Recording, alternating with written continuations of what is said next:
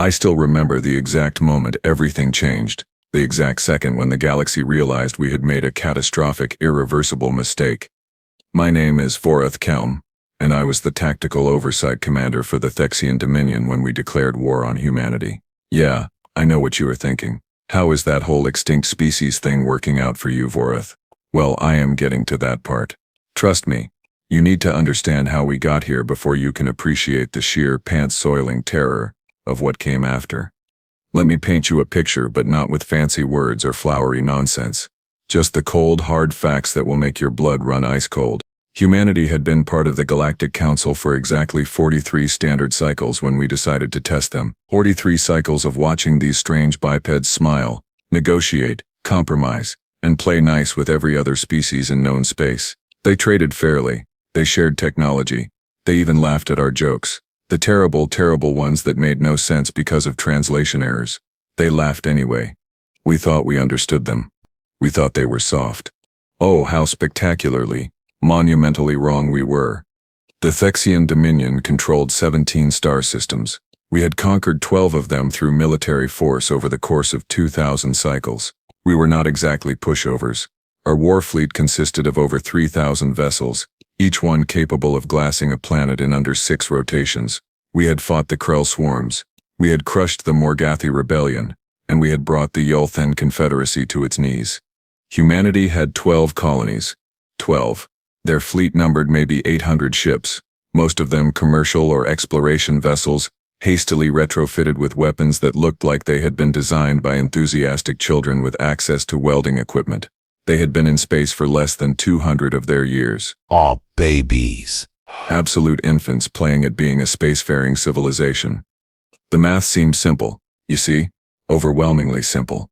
We would take 3 of their outer colonies, force them to surrender, negotiate extremely favorable trade terms, and everyone would move on with their lives. It was practically tradition. The Dominion needed rare Earth elements that humanity had in abundance, and they would learn an important lesson about galactic politics in the process. The Council did not exactly approve, but they did not stop us either. There were discussions. Sure, some hand-wringing from the Palaxian representatives who seemed oddly concerned, but ultimately, the prevailing wisdom was that humanity would fold quickly, sign whatever treaty we put in front of them, and life would continue. I was there in the command chamber when we received humanity's official response to our ultimatum. Supreme Overlord Kresh himself was present, all 4 of his arms folded in that way. That meant he was already mentally spending the resources we were about to acquire. The human ambassador's face appeared on the view screen. A woman named Morgan Reeves, I think. Yeah, Morgan Reeves. She had this unsettling calm about her. No panic, no desperate pleading, no theatrical displays of outrage, just calm. Your terms have been received and reviewed, she said, her voice steady as a combat drone's trajectory. The United Earth Coalition has prepared its response. Kresh leaned forward, probably expecting to hear their surrender conditions. I had my datapad ready to take notes on the treaty specifics. What came next was not a surrender. The answer is no, Morgan said simply. Furthermore, as of this transmission, a state of total war exists between the United Earth Coalition and the Thexian Dominion. You have 72 hours to withdraw all military forces from the contested border zones. After that deadline, we will consider every Thexian military asset a legitimate target. We will not stop until you surrender unconditionally or until your ability to make war has been permanently eliminated. There will be no negotiation, no compromise, and no mercy. You wanted to see what humanity looks like when we are done being polite. Congratulations, you are about to find out. The transmission ended. The command chamber was silent for approximately 4.7 seconds. So then everyone started laughing. I mean, really laughing. The kind of full-body convulsions that make your respiratory systems hurt. Even Kresh was chuckling, wiping moisture from his primary eyes. Total war? Someone wheezed. They have 800 ships, and they are declaring total war? Perhaps we should withdraw immediately, another officer said with mock terror, before they politely ask us to death. More laughter. I admit, I was smiling too. It seemed absurd. Humanity had always been the species that apologized when you bumped into them. They brought gifts to diplomatic functions. They remembered everyone's weird dietary restrictions. These were not the behaviors of a species capable of total war. We had 72 hours to leave their borders. We sent 3 full battle groups deeper into their territory instead. Because really, what were they going to do about it? Battle Group Crimson, under Fleet Commander Vexus, crossed into the Tau Ceti system 60 hours after the deadline. 22 capital ships, 73 support vessels, enough firepower to reduce their primary mining colony to constituent atoms. They lasted 4 minutes. 4 minutes. The first indication that something was wrong came when Vexus reported that there were no human ships in the system. Sensors showed the colony infrastructure, automated platforms, the usual orbital facilities, but no fleet presence whatsoever. Then the missiles arrived. Not from ships. From everywhere and nowhere simultaneously. From the asteroid field, from the asteroid field, from dead satellites, from debris clouds, from dormant mining drones, from inside the planet's ring system. Thousands of them, appearing on sensors only seconds before impact because they had been running completely cold, just drifting like space junk until their targeting systems activated. Each missile had approximately 30% more yield than any of our warheads. Each one maneuvered like it had a dedicated AI co-pilot with a personal grudge, and there were so many of them that our point defense systems literally melted from sustained firing. Vexus managed to send one final transmission before his flagship, the Eternal Conquest, was struck by 17 missiles simultaneously. The transmission was just screaming. Not words, not orders, just screaming. And the sound of atmosphere venting into space. The entire battle group was gone in 4 minutes. We sent in reconnaissance drones to figure out what happened. They were destroyed by more hidden missiles. We sent in a stealth corvette. It was destroyed by a human minefield that should not have been physically possible to deploy that quickly. Then the human ships arrived. Not their main fleet. Just 3 vessels. 3. They broadcast a single message on all channels. The debt for Battle Group Crimson is now due. We will collect. Those 3 ships proceeded to hunt down every single Thexian military vessel within 5 systems over the next 8 days. Not just the big ones, either.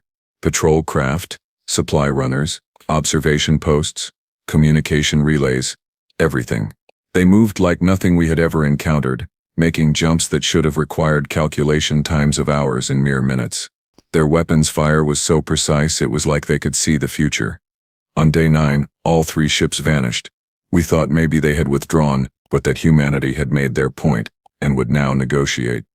The next day, Thexian Colony World, Rekar 4 woke up to find their entire orbital defense network gone. Not destroyed, gone. Disassembled overnight by human engineers who had somehow infiltrated every station simultaneously. They left a message on the planet's communication arrays. We disabled these to protect you from what is coming to your military installations. Stay inside. Do not interfere. You have 6 hours. 6 hours later, 17 human warships materialized in orbit. They did not fire on the planet. They specifically surgically destroyed every military base, every army depot, every recruitment center, every weapons factory, civilian infrastructure, untouched, population centers, completely unharmed. But their military capacity was erased so thoroughly that archaeologists 500 years from now would struggle to prove it had ever existed. This pattern repeated across 7 Thexian worlds in 3 weeks. By week 4, we had lost a third of our fleet. Supreme Overlord Kresh called an emergency military council. I was there, watching officers who had conquered dozens of species try to explain how we were losing to a civilization we outnumbered 3 to 1. They fight without honor. One general shouted. Ambushes, traps, refusing direct engagement. They are terrorizing our supply lines, another added. Our colonies are intact, but our military cannot function. They are cutting us apart piece by piece, and we cannot even see them coming. That is when Kresh made the decision that doomed us all. The decision that made humanity stop playing nice entirely. If they will not face us in honorable battle, he said, voice cold and final, then we will give them no choice. Prepare the planetary bombardment fleet. Target Earth itself. We will force them to defend their homeworld directly, and we will crush them there. I remember feeling sick. Not because I thought it would fail, because I thought it might actually work, and some part of me was starting to realize that provoking humanity further was possibly the worst idea any species had ever had. The bombardment fleet consisted of 97 heavy capital ships, each one carrying enough ordnance to crack a planet's crust. It was the largest single military force the Dominion had ever assembled. We stripped every system of defenders to create it. It took us 6 days to position the fleet in formation and make the jump to Sol System, humanity's home. We emerged from faster-than-light travel in perfect attack formation, weapons hot, targeting solutions already calculated. The human defense fleet was waiting. All of it. Every single ship humanity possessed was there, arranged in a sphere around Earth and its moon. But that was not the terrifying part. The terrifying part was what was behind them. Thousands of additional vessels. Construction complete. Every shipyard in human space had apparently been working around the clock for the past month, and they had built an entire second fleet in the time it took us to realize we were losing. But even that was not the worst part. The worst part was the message that played on every channel, every frequency, and every Thexian language and dialect. A human male appeared on screen. Military uniform, face scarred, eyes that looked like they had watched civilizations burn. His name tag read Kazuki Tanaka, Fleet Admiral. "You brought war to our borders," he said quietly. "You rejected peace. You killed our people. And now you have come for our home." He paused, and I swear the temperature in our command chamber dropped 10 degrees. Every species in this galaxy thought humanity was weak because we chose diplomacy, because we smiled, because we compromised. You mistook kindness for weakness. You mistook civilization for cowardice. So let me be very clear about what happens next. Another pause. Longer this time. You are going to die here. All of you. Every ship in your fleet will be destroyed. We are going to let exactly one vessel leave, so it can return to your worlds and tell them what happened. Tell them what it looks like when humans stop pretending. War is a game. Tell them what happens when you threaten Earth. He leaned closer to the camera. We tried to be your friends. We tried to be your partners. We tried to show you that there was a better way. Oh. You spat on that. So now we are going to show you what we really are. We are going to show you the species that killed 90% of its own megafauna before we even invented agriculture. The species that has spent 10,000 years perfecting the art of killing each other. The species that turned warfare into an industrial science. His smile was not friendly anymore. We are humanity. And you just made us remember what we used to be. The transmission ended. What happened next was not a battle. It was an execution. Human ships moved with coordination that suggested a single controlling intelligence. They did not rush forward in a glorious charge. They did not waste a single shot. They simply, methodically, systematically destroyed us. Their missiles never missed. Their beam weapons carved through our shields like they were not there. Their small craft pilots flew in patterns that should have been physically impossible, coordinating attacks with perfect precision. When we tried to retreat, we found they had positioned ships behind us during our approach, cutting off our escape routes. Supreme Overlord Kresh ordered a desperate charge at Earth itself. If we were going to die, we would take their homeworld with us. 31 ships made it through the defensive perimeter. 29 were destroyed by Earth's planetary defense grid, which turned out to be significantly more advanced than our intelligence had suggested. The last 2 were boarded by humans in powered armor, who cut through our hulls and methodically cleared every deck. They took those ships intact, along with every surviving crew member. The rest of our fleet, all gone, obliterated, turned into expanding clouds of superheated plasma and twisted metal. True to their word, they let one ship escape. My ship. The observation cruiser I had been commanding from a safe distance. As we jumped away, badly damaged, life support failing, I looked back at the tactical display. Earth sat there, completely untouched, unmarked, pristine. And surrounding it was the largest military fleet ever assembled in galactic history, with more ships under construction every day. We had not even scratched them. We had poked the sleeping predator, and it had opened one eye and obliterated us with a yawn. I made it back to Thexian space, barely, long enough to deliver Admiral Tanaka's message to what was left of our government. Long enough to watch their faces go pale as they realized what we had done. Long enough to see the beginning of humanity's counterstrike. But that is a story for the next part. For now, just understand this. We thought we were teaching humanity a lesson about galactic power structures, about knowing your place, about respecting your betters. Instead, humanity taught us something far more important. Never, ever, wake up a species that has spent millennia learning how to destroy itself, and then ask it to demonstrate those skills on you. The galaxy would never be the same. And honestly, We deserved everything that came next. So there I was, limping back into Thexian space aboard a ship that was held together by emergency patches and the desperate prayers of my surviving crew. 73 personnel out of an original complement of 218. The rest were either dead or had the good fortune to die quickly when human weapons punched through our hull plating like it was decorative paper. The High Command did not believe my initial reports. Of course they did not. How could they? I was telling them that our unstoppable bombardment fleet, the pride of the Dominion military, had been erased from existence in under 3 hours. That humanity had not just defeated us, but had done so while barely breaking a sweat. I was called a coward, a liar, someone who had fabricated an excuse for military incompetence. Then the footage started arriving. Other species had been watching. The Thexians, who had warned us. John. The Zorthan Collective, who maintained observation posts throughout the sector. Even some independent traders who happened to be in neighboring systems. They all had sensor data. They all had visual confirmation.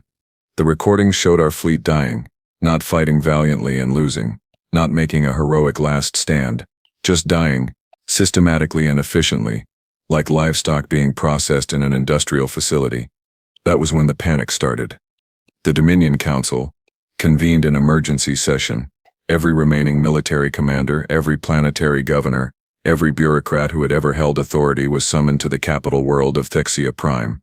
I was there too, standing at attention while they decided whether to execute me for surviving or promote me for bringing back intelligence. Governor Quellis, who controlled the industrial sectors, spoke first. His voice was shaking slightly, which was unusual for a Thexian of his status and age. The humans have not stopped, he said, displaying tactical data on the central hologram. Since the destruction of our bombardment fleet 6 days ago, they have entered 14 of our systems. They are not negotiating. They are not demanding surrender. They are simply arriving and methodically destroying every military asset they encounter. Then we fight them, roared General Krithix, slamming 3 of his 4 fists on the table. We gather our remaining forces, we fortify our positions, we make them bleed for every system they take. Supreme Overlord Kresh, who had been sitting in silence, finally spoke. He looked like he had aged 20 cycles in the past week.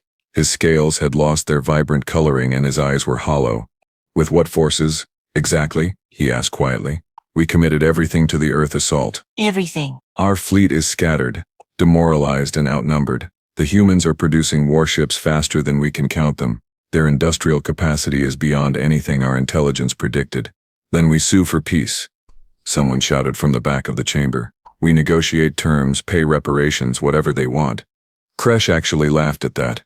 It was not a pleasant sound. Did you listen to Admiral Tanaka's message? They were very clear. Unconditional surrender or complete destruction of our military capacity. Those are our options. They are not interested in negotiation. That was when I made the mistake of speaking up. Supreme Overlord, if I may, based on what I observed at Earth, I do not think the humans want to conquer us. I think they want to make an example of us. Every eye in the chamber turned toward me. I swallowed hard and continued. They had opportunities to destroy our civilian infrastructure at Brecker 4 and 6 other worlds. They did not take them. They specifically avoided civilian casualties while erasing our military presence. It is almost like they are making a point about the difference between military targets and civilian populations. So they are trying to humiliate us, Krethix snarled. No, I said carefully. I think they are trying to terrify everyone else. Every species watching this conflict is learning a lesson. Do not threaten humanity. Do not start wars with them, because they will not just defeat you. They will dismantle your ability to make war so thoroughly that it will take generations to recover. The chamber went silent. Governor Quellis pulled up more data. Our economic analysts have been running projections. If the humans continue at their current pace, we will have no functional military within 40 days. Our colonies will be defenseless. Our trade routes will collapse. We will be a broken empire surrounded by species who remember that we were once powerful, and who might decide to settle old grudges. Then we surrender, Kresh said, his voice flat and defeated. We contact the humans immediately and offer unconditional surrender. They will not accept it, I said, and everyone looked at me again. Not yet. Admiral Tanaka said we needed to learn what happens when we threaten Earth. I do not think they consider the lesson complete. I was right. We sent 7 different surrender offers over the next 3 weeks. All of them were ignored. The human fleets just kept coming. system after system destroying military installations with surgical precision, while leaving everything else intact. We sent 7 different surrender offers over the next 3 weeks. But something else started happening too. Something that made the situation infinitely worse. Other species started watching humanity very differently. The Krell swarms, who had been agitating for expansion into human-adjacent space, suddenly withdrew their forward fleets and made extremely friendly overtures toward Earth. They sent diplomats bearing gifts and treaties they had spent decades refusing to sign. The Yolthan Confederacy, which had been neutral in the conflict, formally recognized humanity's territorial claims to 17 disputed systems, just gave them up without being asked. The Morgathi rebellion leadership sent a public message apologizing for previous trade disagreements and offering favorable economic terms. Everyone was terrified. Because they all realized the same thing. Humanity had been playing nice because they chose to, not because they had to. And now that they had stopped choosing peace, the galaxy was seeing what they were actually capable of. A recording made its way to us through back channels. It was from the Galactic Council's emergency session, which had been called to discuss the Thexian situation. The Palaxian ambassador, a creature named Shiras who had always been sympathetic to smaller species, addressed the council chamber. "What we are witnessing is not a war," she said, her translator rendering her words in perfectly calm tones despite the content. "It is a demonstration. Humanity is showing us what total warfare looks like when conducted by a species that has spent its entire evolutionary history perfecting it. They are doing this deliberately with full knowledge that every spacefaring civilization is watching and learning." The Vaxel representative, a massive creature from a high-gravity world, made a grinding noise that translated as agreement. "My analysts have reviewed human military history. They have records dating back thousands of their years, detailed accounts of wars, tactics, strategies, technological developments. They have never stopped fighting, even during their peaceful eras. They were studying warfare, preparing, planning." "Are you suggesting they planned this?" someone asked, sounding horrified. "No," Saris responded. "I am suggesting they are always ready for this. War is not an aberration for humanity. It is a fundamental part of their species' identity. They just, usually choose not to use that part of themselves. The Thexian Dominion made them stop choosing peace." Someone else spoke up. "So what do we do? They cannot be allowed to simply rampage through the galaxy." "Can they not?" the Vaxel representative rumbled. "Who is going to stop them? You? Me? The Thexians certainly cannot. And more importantly, should we stop them? The Dominion started this war. They rejected every diplomatic solution. They attempted to commit genocide by targeting Earth itself. Are we going to condemn humanity for responding with force?" The debate raged for hours, but the conclusion was inevitable. The Galactic Council officially declared neutrality in the conflict. No species would aid the Thexian Dominion. We were on our own. Back in Thexian space, the reality of our situation was becoming impossible to ignore. Our military was shattered. Our economy was collapsing as trade partners abandoned us. Our colonies were sending desperate messages asking when protection would arrive, and we had no answer to give them. Theirs, to Mater every said, other situation was becoming impossible to ignore. Then, on day 37 of the war, the humans did something unexpected. They stopped. Every human fleet, everywhere in Thexian space, simply halted their advance. They maintained position around the systems they had already taken, but made no further moves. No attacks, no maneuvers, nothing. For 6 hours we waited in confused terror, wondering what was coming next. Then we received a transmission, not to our military channels, to every single communication device in the Thexian space simultaneously, every view screen, every datapad, every public display. Billions of the Thexians saw the same message at the same time. Admiral Tanaka appeared again, but this time he was not in a warship. He was sitting in what looked like a simple office, with a window showing Earth's blue oceans behind him. He looked tired, not angry, not aggressive, just tired. "People of the Thexian Dominion," he began, and his voice was different now, softer. Who? "My name is Kazuki Tanaka, and I am speaking to you directly because your government has refused every attempt at communication. We did not want this war. We tried to avoid it. Your leaders chose otherwise." He paused, letting that sink in. "For the past 37 days, the United Earth Coalition has systematically dismantled your military infrastructure across 14 star systems. We have destroyed over 2,000 warships and countless installations. We have done this while specifically avoiding civilian casualties, civilian infrastructure, and civilian populations. This was deliberate. This was intentional. Because we wanted you to understand something very important. Another pause. Longer this time. We are not your enemy. Your government is. We do not want to conquer your worlds. We do not want to kill your people. We do not want your resources or your territory. We want one thing and one thing only: for you to never threaten us again. For you to never threaten anyone again. For you to learn that starting wars has consequences. He leaned forward slightly. Your military is broken. Your government has proven itself incapable of protecting you. But you, the citizens of the Dominion, you did not start this war. You Did not choose this. So we are giving you a choice now.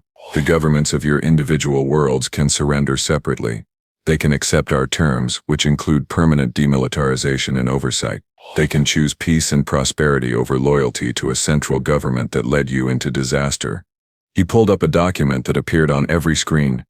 These are our terms. They are non-negotiable, but they are also more generous than your leaders deserve. We will help rebuild your infrastructure. We will provide economic support during the transition. We will establish trade agreements that benefit your colonies. All we ask in return is that you never ever threaten anyone with military force again. You can have police forces for internal security. You can have rescue ships and emergency services. But your days of conquest and military aggression are over. The transmission showed a list of worlds that had already accepted the terms. 7 colonies had surrendered independently in the past 6 hours, before this message even aired. To be absolutely clear, Tanaka continued, if your central government does not surrender within 72 hours, we will continue our advance. But we will do so knowing that we tried to save you from your own leaders. The choice is yours. Peace and recovery, or loyalty to a government that threw your lives away on a pointless war. The transmission ended. The effect was immediate and catastrophic for what remained of Dominion authority. Within hours, 19 more colonies surrendered independently. Planetary governors started broadcasting their acceptance of human terms before even consulting high command. Citizens took to the streets demanding that their leaders accept peace rather than sacrifice more lives. On the HFY Prime itself, where I was still stationed, protests erupted outside the government complex. Millions of Thexians demanding surrender, demanding accountability, demanding that their leaders stop this insanity. Supreme Overlord Kresh watched the crowds from his office window. I was there for yet another emergency meeting that had stopped feeling like planning sessions and started feeling like funeral preparations. They turned our own people against us, he said quietly. They did not have to land a single soldier on our worlds. They just showed everyone that we are not strong enough to protect them and offered a better alternative. It was brilliant, Governor Quellis admitted, sounding defeated. They broke our military, then offered our civilians peace and stability. What are we supposed to do? Tell our people to keep fighting when we cannot even defend them? We could order the remaining fleet to make a final stand, General Krithik suggested, but his voice lacked conviction. Die with honor rather than accept subjugation. And kill how many more of our people in the process? I asked. For what? Pride? To prove a point? The war is over. We lost. The only question now is how much worse we make it by refusing to accept that. Horkesh turned away from the window. He looked at each of us in turn, then slowly removed his rank insignia and placed it on the table. Send the surrender, he said, unconditional, complete, and request that humanity show mercy to our citizens, even if they show none to us. The official surrender was transmitted 48 hours after Admiral Tanaka's message, not because we were defiant for those final 2 days, but because it took that long to draft a document that acknowledged the full scope of our defeat. The terms were exactly as harsh as we deserved. The Thexian Dominion would be dissolved. Each world would become an independent entity under human oversight for a period of no less than 50 standard cycles. All military assets would be surrendered and destroyed. War crime tribunals would be held for anyone who had ordered attacks on civilian targets or violated the rules of warfare. Supreme Overlord Kresh and his entire cabinet were arrested by human peacekeepers the day after the surrender was finalized. They were not executed. They were not tortured. They were simply imprisoned to await trial, under Galactic law. I was arrested too, but my case was different. I had not given orders to target civilians. I had not committed atrocities. I was simply a commander who had survived. The humans interviewed me extensively, gathering information about Dominion military doctrine and decision-making processes. Then they did something I did not expect. They offered me a job. "We need people who understand what happened here," the human officer explained. Her name was Lieutenant Commander Amara Okonkwo, and she had the same tired eyes as Admiral Tanaka. People who can explain to the galaxy why this war started and how to prevent the next one. You saw everything. You were there when your government made its worst decisions. We want you to teach others so they do not make the same mistakes. I accepted. What else could I do? For the next 3 cycles, I traveled with a human diplomatic mission, speaking to governments and military academies across the galaxy, telling the story of how the Thexian Dominion picked a fight with humanity and paid the price. But here is the thing that still haunts me, even now. Humanity won that war in 37 days of actual combat, 37 days to break an empire that had stood for 2,000 cycles, and they did it while holding back. They never used their full strength. They never deployed their most dangerous weapons. They never stopped trying to minimize casualties. I saw the reports later, the classified ones that humanity eventually declassified for educational purposes. They had contingency plans that made what they actually did look gentle by comparison. Plans for total economic warfare, for complete information control, for deployment of autonomous weapons systems that would have made resistance literally impossible. They never used them. They did not need to. The galaxy learned its lesson. In the cycles since the war, there has not been a single major conflict. Not one. Species negotiate now. They compromise. They remember what happens when you push humanity too far. The Thexian worlds, individually governed now, are actually thriving. Human economic investment rebuilt our infrastructure better than it ever was. Our people have freedoms they never had under the Dominion. Our colonies trade openly with dozens of species. We are not conquered subjects. Basangwer Sibir. But the Portis Dizzy. We are reformed neighbors who learned a very expensive lesson about the price of aggression. But sometimes, late at night, I think about Admiral Tanaka's words, about how humanity had been holding back the entire time they were part of the Galactic Council, about how they chose peace not because they were weak, but because they were strong enough to make that choice. And I wonder what would happen if someone was stupid enough to threaten them again. If some species forgot the lesson or thought enough time had passed or believed they had developed some advantage that would let them succeed where we failed. I do not think anyone will. The galaxy has a long memory when it comes to existential terror. But if someone does try, well, humanity has shown remarkable restraint exactly once. They gave the galaxy a demonstration of what total war looks like when conducted with precision, efficiency, and clear rules of engagement. I do not think they would be so restrained a second time. The title of this story is Never Again, and that cuts both ways. The galaxy says never again will we provoke humanity, never again will we mistake their kindness for weakness, but I think humanity says it too. Never again will they wait for enemies to strike first, never again will they give aggressors time to threaten Earth, never again will they pull their punches when their survival is threatened. We woke up the monster, and it was merciful enough to let us live and learn. Nobody wants to find out what happens if we make that same mistake twice. My name is Vorath Kelm. I was a tactical oversight commander for the Thexian Dominion. Now I am a teacher, traveling the galaxy and telling anyone who will listen the most important lesson any species can learn. Do not start wars with humans. They have been perfecting the art of warfare for 10,000 years while simultaneously developing the wisdom to know when not to use it. But if you force them to fight, they will show you exactly why they survived every catastrophe their violent history threw at them. They will show you what it means when a predator species stops pretending to be civilized and remembers what it used to be. And by the time they are finished, you will beg for the mercy they were offering before you made the biggest mistake of your species' existence. The galaxy is at peace now. Real peace, not the uneasy balance of power we had before. And humanity? They went back to smiling, negotiating, and playing nice. But now everyone knows what lies beneath that friendly exterior. Everyone knows what happens when you make them stop smiling. Never again. For everyone's sake. Never again.